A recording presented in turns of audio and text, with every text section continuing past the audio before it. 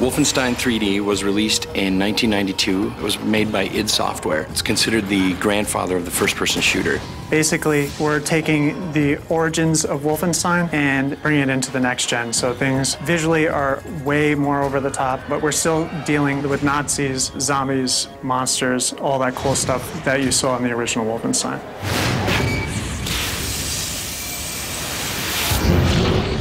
We've added something called the Veil, a bridge between the supernatural and the occult directly to our character. It's filled with all sorts of creatures that are floating around, and everything is all dark and wispy. You can only be there for a little while, but when you're there, you're very powerful. You move a little faster, your enemies are highlighted, you can walk through walls. You can slow down time and basically use that to get around some of the enemies. In the end, it still is about using your guns, big combat, big explosions, but we thought that this was a perfect way to really enhance the combat of the game.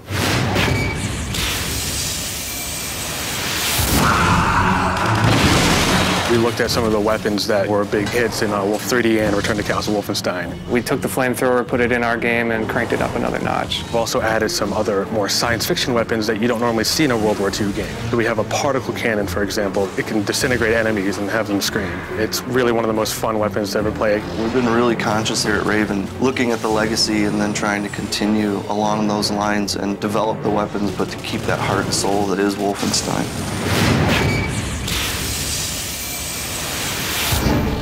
As the games have evolved, we've seen the character grow of BJ Blazkowicz. He's turned from this sort of faceless, nameless person into a soldier, and then in the latest game, he's become more of a soldier spy. He's still that all-American, every-man type character. He's exciting, he's heroic, he gets his fist dirty, and he kicks ass.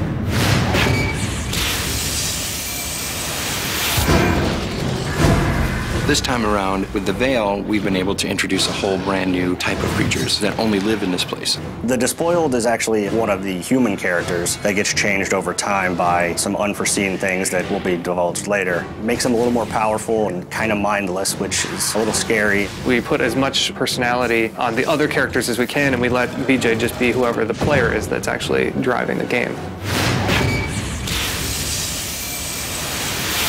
The franchise, I think, has a special place in a lot of people's hearts, and over the years that has consistently evolved. If you're an older fan coming in with memories of the previous games, you're going to really like the nostalgia, the feelings, the remembrance of characters, and that sort of thing.